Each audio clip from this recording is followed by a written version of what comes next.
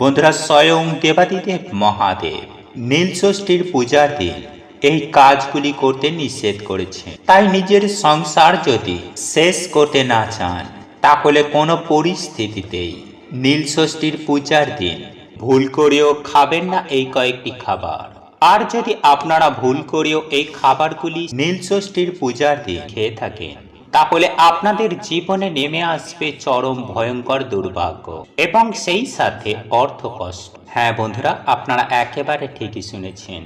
আপনার সংসারে নেমে আসবে চরম ভয়ঙ্কর রকম দারিদ্রতা। সেই সঙ্গে আপনার সংসার জ্বলে পুড়ে একেবারে শেষ হয়ে যাবে। এর ফলে আপনার সন্তানের অমঙ্গল হবে নিশ্চিত। হ্যাঁ বন্ধুরা, আপনারা একেবারে ঠিকই শুনছেন। অনেকেই পরিবার ও সন্তানের মঙ্গল কামনায় এই নীলষষ্ঠীর পূজা বা ব্রত রেখে থাকেন। আর এই নীলষষ্ঠীর পূজার একটি বিশেষ নিয়ম রয়েছে। সেই নিয়ম মেনেই এই নীলষষ্ঠীর ব্রত বা পুজো সম্পূর্ণ করতে হয়।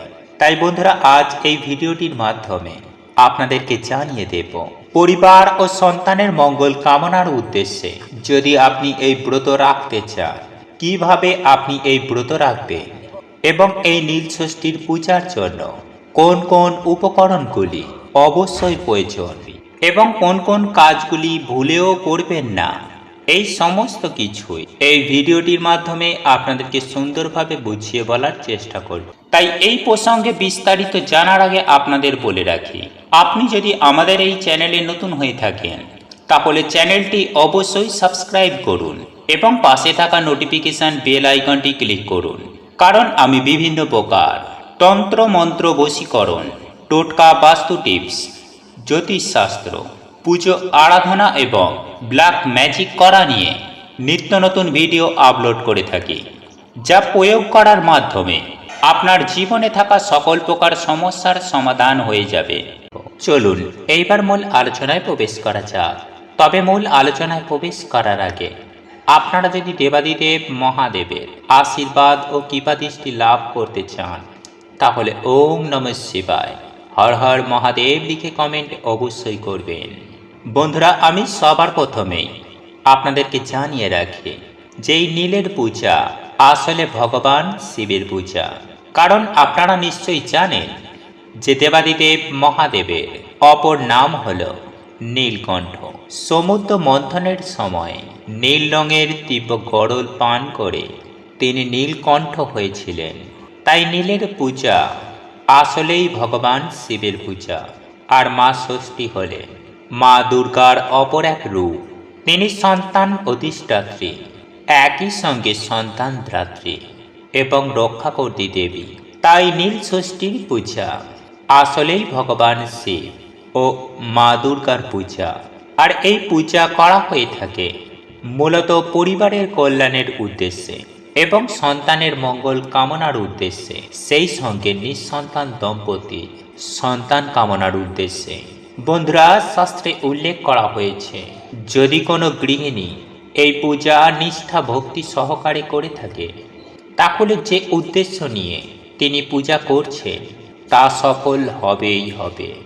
বন্ধুরা, এই পূজার চল বাড়ির গৃহিণীদের মধ্যে থাকলেও অবিবাহিত মহিলা এবং পুরুষেরা যে কেউ এই পূজা করতে পারে। তবে এই পূজা একটি বিশেষ নিয়মে করা প্রয়োজন এবং পূজার উপকরণের ক্ষেত্রেও কিছু বিশেষ দ্রব্যের প্রয়োজন।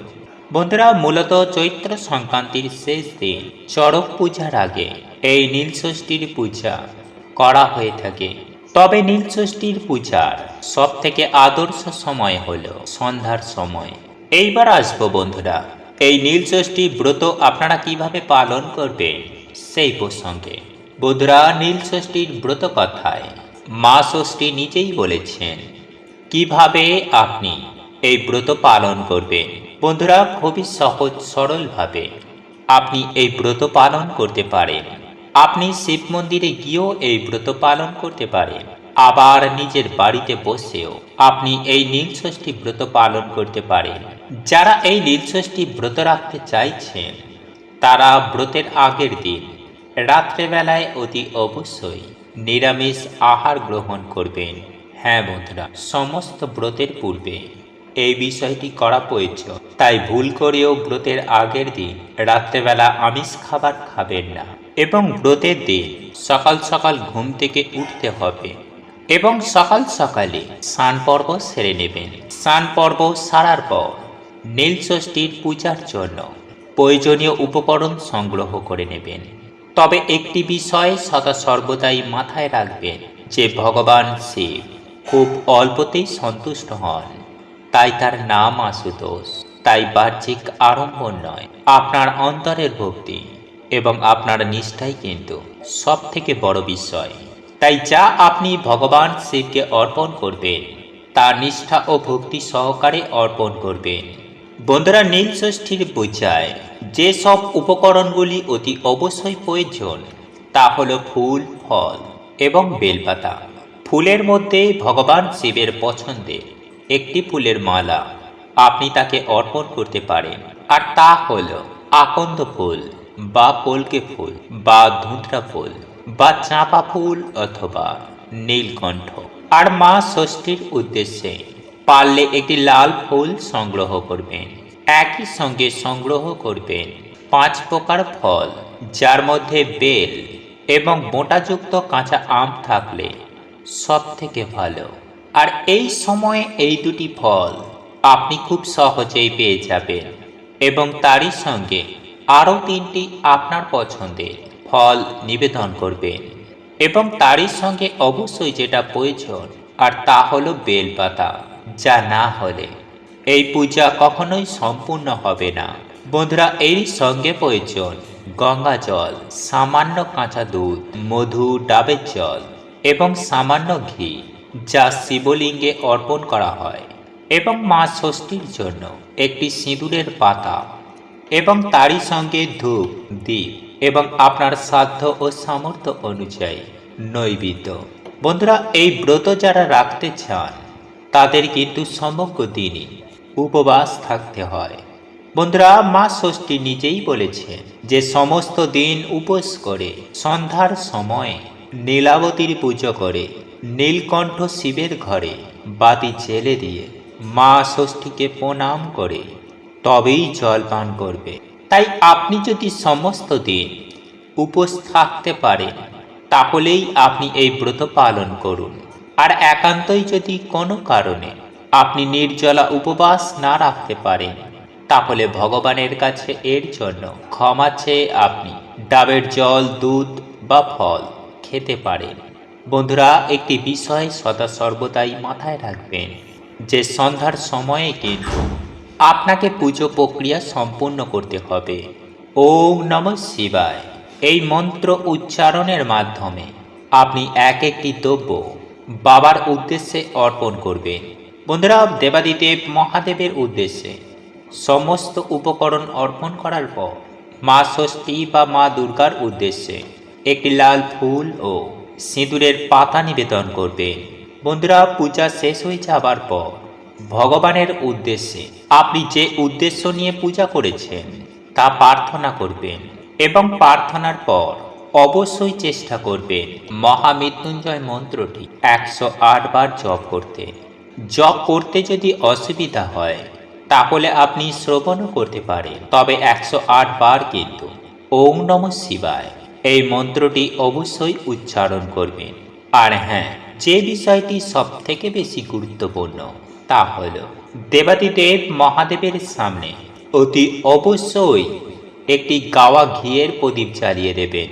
কারণ মা ষষ্ঠী নিজেই বলেছেন ভক্তি ও নিষ্ঠা সহকারে যারা এই নীল ষষ্ঠী ব্রত পালন করে তাদের পরিবার ও সন্তান সন্ততিরা সদা সর্বদাই সুস্থ ও নিরোগ থাকে। ঠিক তেমনই এই খাবারগুলি ভুল করেও মুখে তুলবেন না, কারণ এতে দেবাদিদেব মহাদেব অত্যন্ত রুষ্ট হবেন। ঠিক তেমনই আপনার গৃহদেবতাও অত্যন্ত অসন্তুষ্ট হবেন।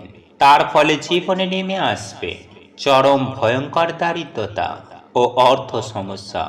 বন্ধুরা, একের পর এক সমস্যা যেমন আপনাদের জীবনে নেমে আসবে, ঠিক তেমনই আপনার জীবনে দুঃখ, কষ্ট, জ্বালা যন্ত্রণা এমনকি রোগ ব্যাধিও নিত্য সঙ্গী হয়ে উঠবে। এক কথায় বলতে গেলে আপনার জীবন নরক যন্ত্রণার সমান হয়ে উঠবে। তাই বন্ধুরা, আপনারা নীল ষষ্ঠীর পূজার দিন এই খাবারগুলি বা এই সবজিগুলি যদি বাড়ির মধ্যে প্রবেশ করান, তাহলে বাড়ির প্রত্যেকটি সদস্যদের মধ্যে ঝগড়া, কলহ, অশান্তি লেগেই থাকবে।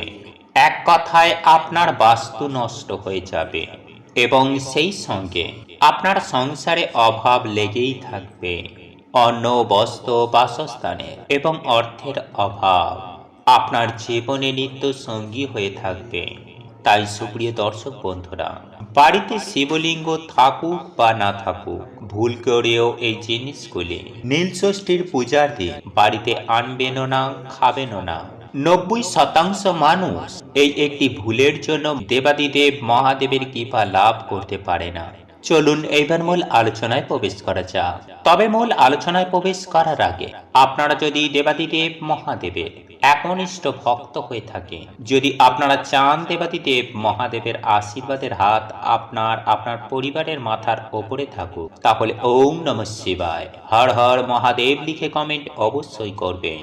বন্ধুরা, বাড়িতে সুখ, শান্তি, সমৃদ্ধি অটুট রাখার জন্য আমরা প্রত্যেকেই বাড়ির মধ্যে একটি ছোট্ট শিবলিঙ্গ স্থাপন করে থাকি। আর যদি আপনার বাড়িতে এখনো পর্যন্ত শিবলিঙ্গ না থেকে থাকে, তাহলে অতি অবশ্যই বাড়ির বাস্তু দোষ দূর করার জন্য এবং পরিবারের সুখ, শান্তি, সমৃদ্ধি অটুট রাখার জন্য আপনি আজই শিবলিঙ্গের প্রতিষ্ঠা করুন। আর আপনার বাড়িতে যদি শিবলিঙ্গ প্রতিষ্ঠা করা থাকে, তাহলে আপনাকে কিছু নিয়ম কানুন, রীতিনীতি মেনে চলা অবশ্যই দরকার।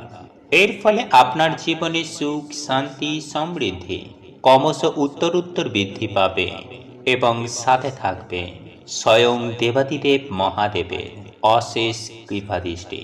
তাই বন্ধুরা, সে কারণে নীল ষষ্ঠীর পূজার দিন এই কয়েকটি খাবার যেমন খাবেন না, ঠিক তেমনি আপনার সংসারেও এই খাবারগুলি প্রবেশ করাবেন না। এর ফলে আপনার সংসারের প্রত্যেকটি সদস্যের অমঙ্গল যেমন হতে পারে, ঠিক তেমনি আপনার সংসারে দেখা দিতে পারে অন্ন, বস্ত্র এবং অর্থের অভাব। তাই ভুল করেও এই খাবারগুলি গৃহের মধ্যে রান্না করবেন না, খাবেন না নিজের সংসারের উন্নতি করতে। আর যে জিনিসগুলি আপনারা খাবেন না, তার মধ্যে সবার প্রথমেই হলো দুধ। হ্যাঁ বন্ধুরা, আপনারা একেবারে ঠিকই শুনেছেন, কাঁচা দুধ। যেহেতু এই দিন আমরা শিবলিঙ্গে কাঁচা দুধ ঢেলে পূজা করে থাকি, তাই কাঁচা দুধ ভুল করেও মুখে তুলবেন না। আর যদি আপনারা এই দিন কাঁচা দুধ পান করেন, তাহলে আপনি জানবেন যে আপনি নিজের বিপদ নিজেই ডেকে আনছেন। এরপর দ্বিতীয় যে জিনিসটি আপনারা খাবেন না, সেটি হলো আমিষ খাবার। হ্যাঁ বন্ধুরা, দেবাদিদেব মহাদেবের আশীর্বাদ পেতে নিজেকে একটু সংযত করে আমিষ খাবার খাওয়া থেকে নিজেদের বিরত রাখুন।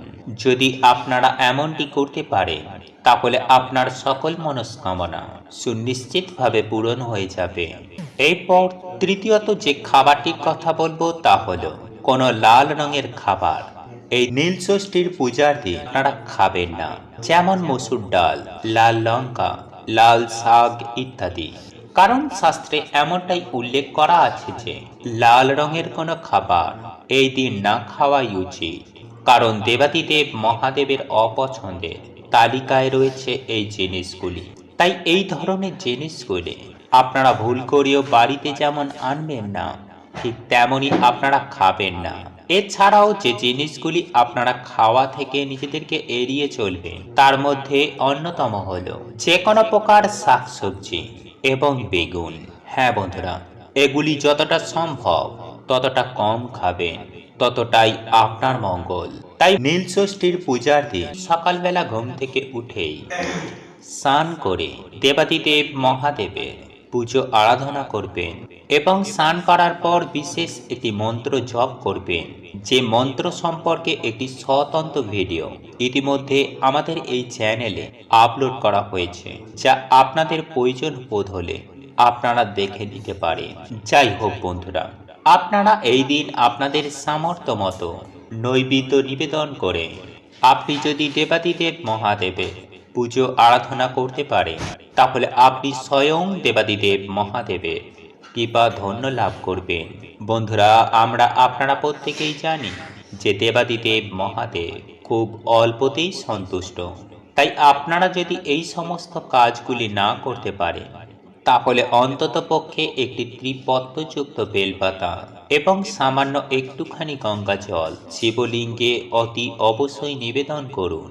আর আপনাদের পক্ষে যদি সম্ভব হয়, তাহলে আকন্দ ফুল, কল্কে ফুল এবং অপরাজিতা ফুল অবশ্যই দেবাদিদেব মহাদেবকে নিবেদন করবেন। এর ফলে আপনার সকল দুঃখ কষ্ট, জ্বালা যন্ত্রণা, রোগ ব্যাধি, দারিদ্রতা খুব সহজেই দূর হয়ে যাবে।